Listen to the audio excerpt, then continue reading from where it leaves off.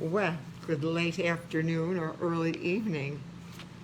I bet some of you thought, lightning, light, much better, hair is whiter. I bet some of you think this woman's not going to go on every day. She won't do it. Oh, yeah, I am. I have an assignment, and that's to read my book. When I'm done with this one, I may reread it, or I may go on to my hospice stories.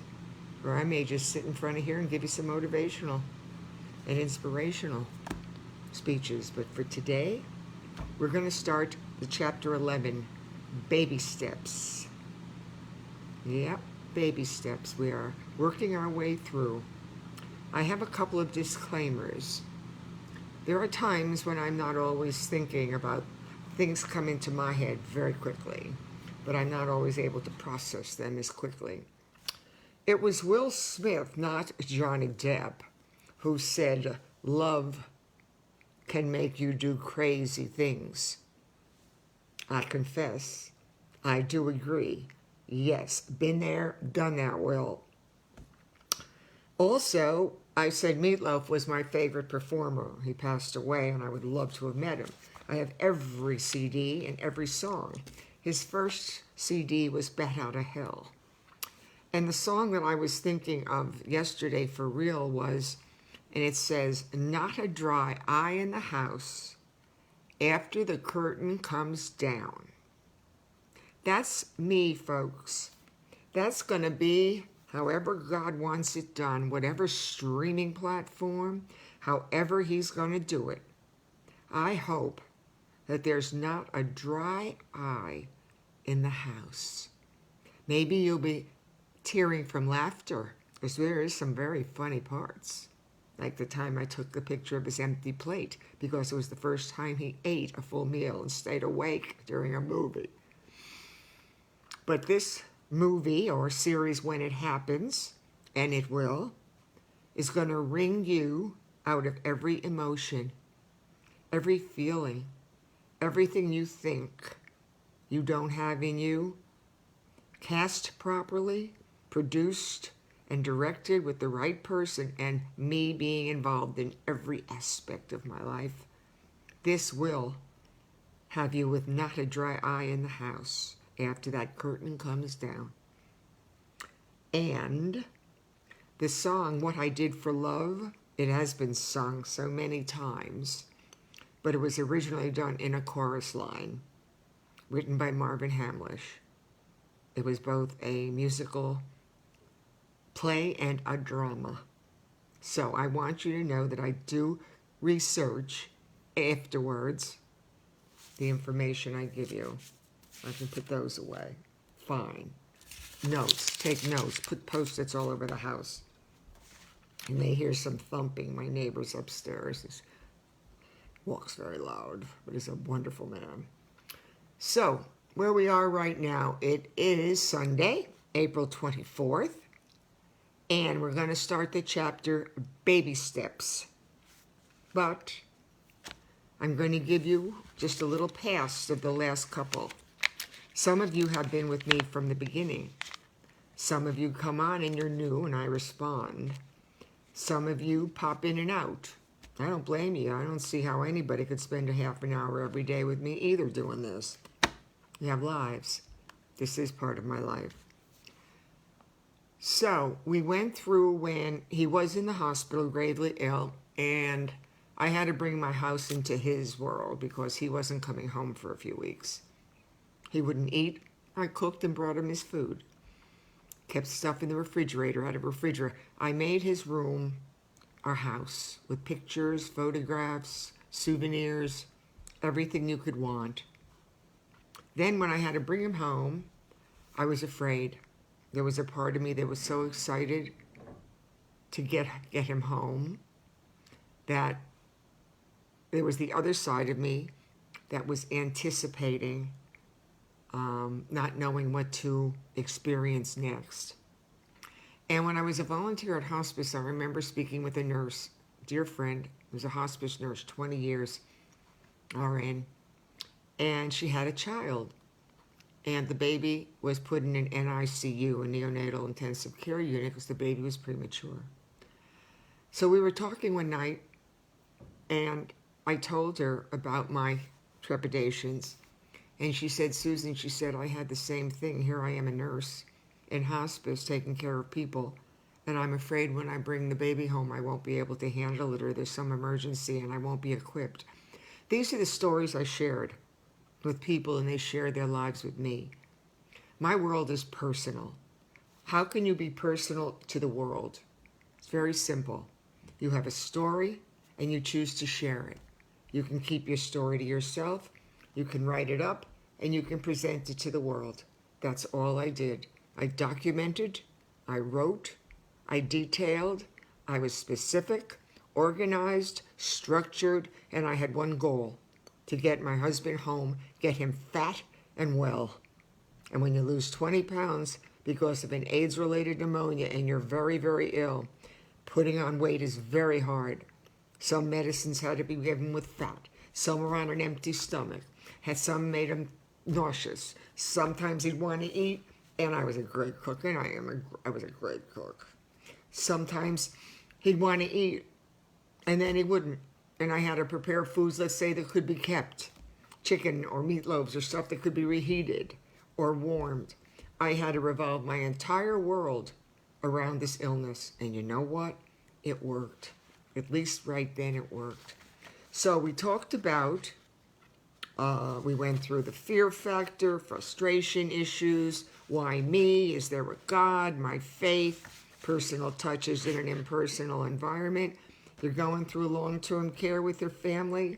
You're going to be going through stuff in life. Take notes. Trust me on this.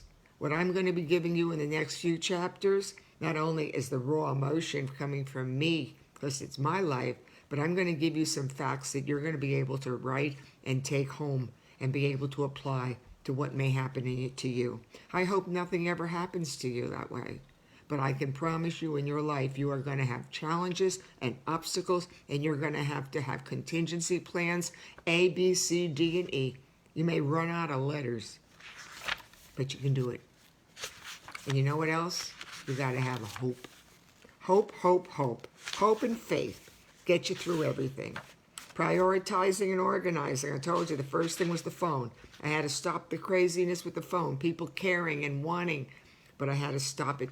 He wasn't sleeping, he wasn't eating at different times. It was the phone, which was the most incredible thing I had in my life in the beginning because people cared, was the most disturbing. I had to keep his life quiet and structured and work around the illness. Sometimes it was easy, and sometimes it was hard. There was nothing stable. I say the only thing stable about my life was the instability. The only thing manageable in my life was manageable chaos. The only thing rigid about my life was the flexibility. Write those things down, folks. Instability, manageable chaos, rigidly flexible. But the only thing stable about your life will be the instability.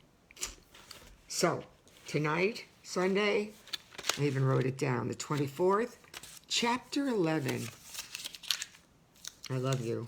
I love all of you. You're so good. I had a call last night from a friend in Orlando. Never met him before, but he tuned into my stories. We've spoken before. And then he called me last night just to say hi. And it's his birthday today. Happy birthday, David. And it's wonderful. I'm meeting people I never thought I could meet. All walks of life, different people. I mean, I'm meeting incredible different people from all countries and nationalities and religions. And I think it's marvelous. But sometimes I get an email. I want you to write your comments down. Good, bad, or indifferent. I'm not going to delete them. One woman wrote and said that love is a story of survival. Well, to her, that is true. I survived. It's tragedy. It's passion. It's spontaneity. It's true love. Mine was true love. I remain a widow. We were discussing that today. I have no plans on remarrying. I am devoted to my story, to God, to serving people wherever he takes me, and to seeing my story told to the world. And someone out there will make this happen. Trust me. It's not conceit, it's confidence. And it's God's saving grace. Okay. October 1st, 1992. 3 months after I put him in the hospital in June 20th, 1992. Remember, I wrote. I'm telling you now, get out your pens, get out your laptops, your iPads, or whatever other gadget you need to charge up. You don't need to charge up your pen or a pad of paper. Never needs charging, just have an extra one. So, 3 months later, he'd put on the 20 pounds. He was not sleeping as much. He was actually eating and enjoying it, though cake and ice cream was not really ideal for breakfast, but it worked. Putting his pills in a stick of butter was not absolutely the best thing to do for two people who stayed trim and healthy and worked out. And the meals and the concoctions I came up with to get those pills down him, because he didn't like pills, was amazing. But somehow, if there was a way to stick something in a chicken breast and stuff it, he'd eat it. He got 20 pounds put back on him in 3 months. Yes. All right. And the glasses, come on. You know this is showtime. All right. Here we go. I even got dressed up nice today for you. Real clothes. October 1st, 1992. And also remember with the chapters, they're long. And I'm going to divide them into 2. So most chapters will have 2 readings, just so you are not confused. Well, you're probably confused. If I can be confused, you can be confused. And then I said about the Saturday morning, July 4th, when he was home. And the first time he said, "What's for breakfast?" Everything we ever were or were to be was tested when you became ill. But tonight, 2 weeks later, after he was so ill, we held each other under a starlit, magical sky and celebrated life, love, and your recovery.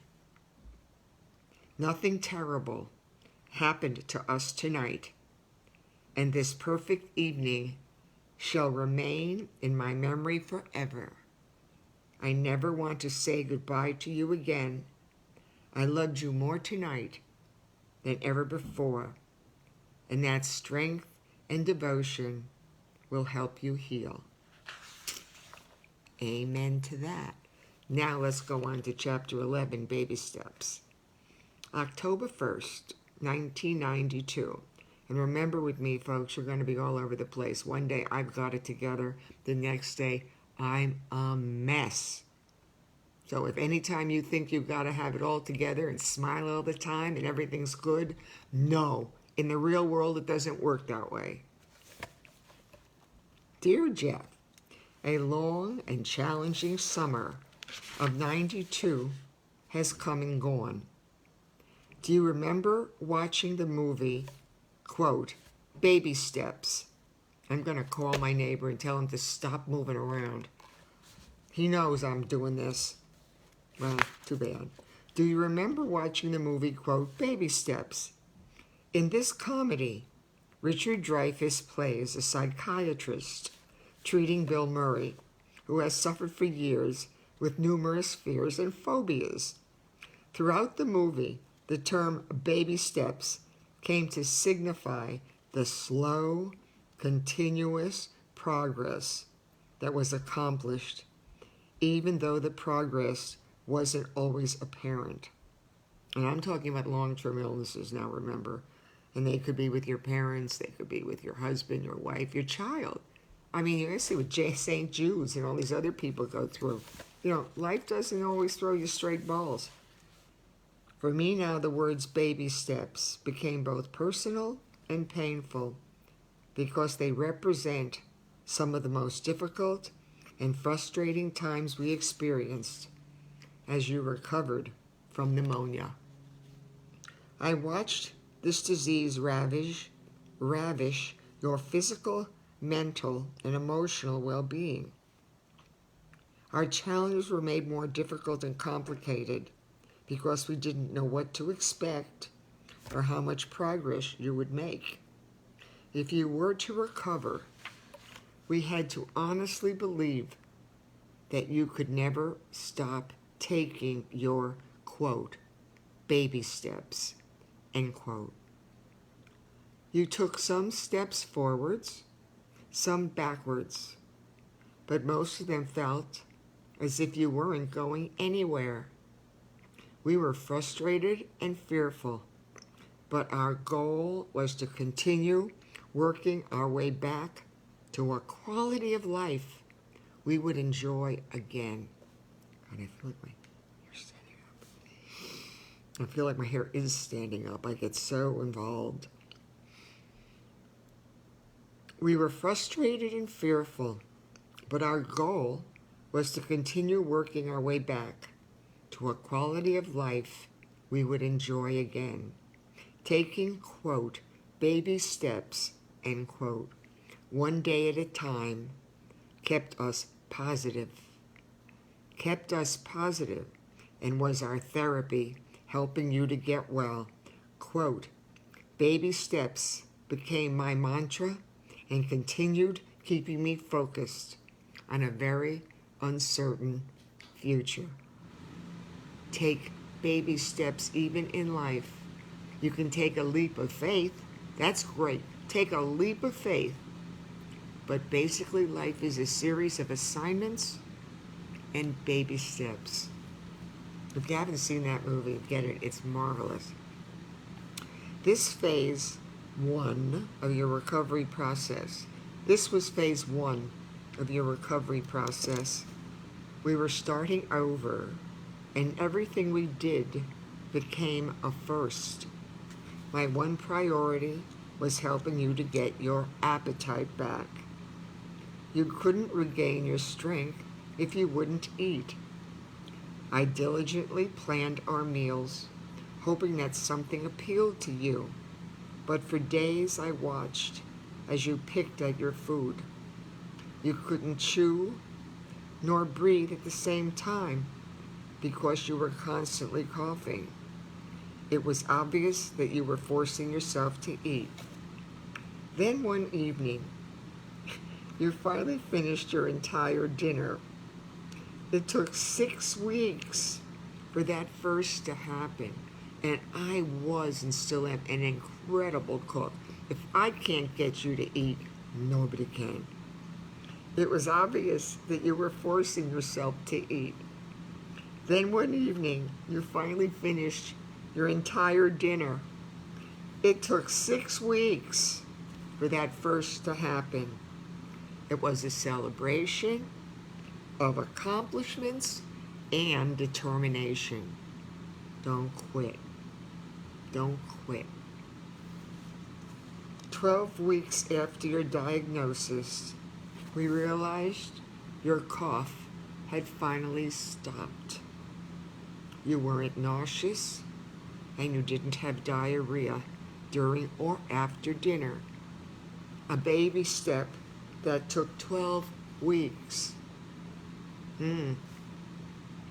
3 months of frustration and sometimes desperation trying to get you to eat was finally paying off.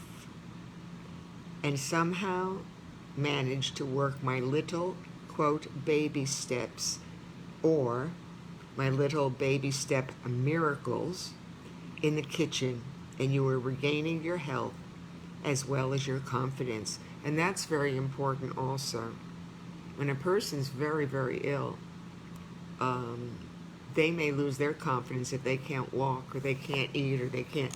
You have to be confident for yourself and for that person. You have to show that person that you are okay, that you're going to get through it, that you can help. You have to be very strong. And you can be. I'm no different than most of you. I'm just giving you some steps that might help you through your life if and when a situation like this arises. AIDS won't be your issue, or perhaps long-term HIV survivors, or yeah, this could be part of your journey, but I'm talking about 1992. This is very different. So, my little baby steps in the miracles in the kitchen. You were regaining your health as well as your confidence. One night, you wanted to go out for dinner and said, I want a double cheese, pepperoni, garlic, and anchovy pizza, end quote. I said, you don't like, quote, you don't like anchovies, end quote. You said, quote, I'll eat anything now, end quote. You started going to the market and picking out what you wanted to eat.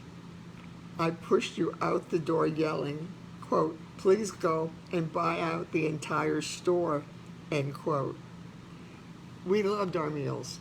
Dinner and a movie, I mean, that was our routine for years anyway. And then we went to movies, but he loved to eat out. He could have eaten out 5 nights a week to 5-star restaurants. Me, I loved to cook, and I didn't care one way or another. It was just a part of our life. But he was a real princess. So I said, you don't like anchovies. He said, he'll eat anything now. So he started to want to go to the market. He wanted to eat. I pushed him out the door yelling, quote, please go and buy out the entire store, end quote. Your improvement was so gradual that sometimes it wasn't obvious. And my greatest pleasure was when you woke up in the middle of the night and said you were hungry. Imagine, my greatest pleasure was when Jeff woke up in the middle of the night and said he was hungry. I was so happy I couldn't stop crying. I never thought I would hear those words again, because we did. We'd wake up at 3 o'clock in the morning constantly and eat leftovers. I mean, he'd bring me pizza. We'd eat ice cream, salads, grapes. We just woke up in the middle of the night and ate. We ate all the time. We were both thin and worked out, but we ate a lot. What an appetite. So for me to watch him eat, God, thank you. As he said, I was so happy I couldn't stop crying when he woke up in the middle of the night and said he was hungry. I never thought I would hear those words again. But by the end of September, you'd gained back the 20 pounds you lost in the hospital. Those 3 months went from, quote, baby steps to a, quote, giant step, end quote. And it was well worth the wait. I got a little bit more. For 23 years, you were the most wonderful man to sleep with. I told you this before. You didn't snore, never woke up during the night except when we were going to eat. And in the morning, you wanted to take on the world. He could jump out of bed and do anything. I mean, he was ready to go as soon as he got out of bed. Me, I didn't talk to anybody before 10 o'clock. It was an effort. How could anyone have so much energy and enthusiasm that early in the day? As your pneumonia worsened, so did your sleeping habits. You hadn't had a restful night's sleep in months. When you came home from the hospital, all you did for weeks was sleep and nap during the day. You could barely stay awake during dinner and couldn't watch TV for more than an hour without falling asleep. Eating and talking on the telephone exhausted you. He loved the telephone, though. You were still spiking fevers and breaking out in drenching night sweats. You woke up several times during the night extremely thirsty, wanting something to drink. You needed help getting to the bathroom because you were weak and disoriented. But, one more. Weeks went by when one day you said, I don't need to lie down. I'm going to my desk and pay the bills, quote, unquote. I never paid a bill. He took care of all the banking, all the business. Things you'll have to learn, you'll learn them. Pumping gas, major cry. You hated, I pay the bills. I said, you hate paying the bills, quote. You said, quote, I'm so happy to have the energy to do it, end quote. See? For weeks, you couldn't keep your eyes open during a movie. Then one afternoon, you wanted to go to the theater. It was the first time in months we watched the end of a movie together. One morning we woke up and realized you hadn't had a night's sweat in days. We went to bed that evening laughing about the, quote, soup kitchen, end quote, I was running. Maybe that's why I was so good working in soup kitchens in general, volunteering. Your improvement was slowly happening. You were sleeping better, eating more, feeling optimistic about the future. It took 3 long and difficult months making those, quote, baby steps work, but our, quote, firsts felt wonderful. That's where I'm going to stop on Sunday. Shortly after Jeff passed, I'm done for tonight, but shortly, I'm going to take a few minutes now to explain something. Shortly after Jeff passed, I wrote my hospice book, obviously volunteering with hospice for 6 years and taking care of my parents. So the one book I wanted to write was called Firsts. And I started it by documenting all the firsts I had to do as a widow. So it was going to be called First, A Widow's Journey Through 4 Seasons. That book's still in me, but not really. So there's still a book in me. I just don't know what it's about. But if you're a writer, as I am, and prolifically a writer, I've got so many books that haven't been published. You don't know about them, but I got a lot of books that never published or have been published. I'm a treasure trove for the next person also that comes along and says, I hear you got some books tucked away. Yeah, a drawer full. I also love that a lot of you are from Delray and Boca and Pompano and Boynton, but especially Boca. Because wouldn't it be wonderful? Take your glasses off, Susan.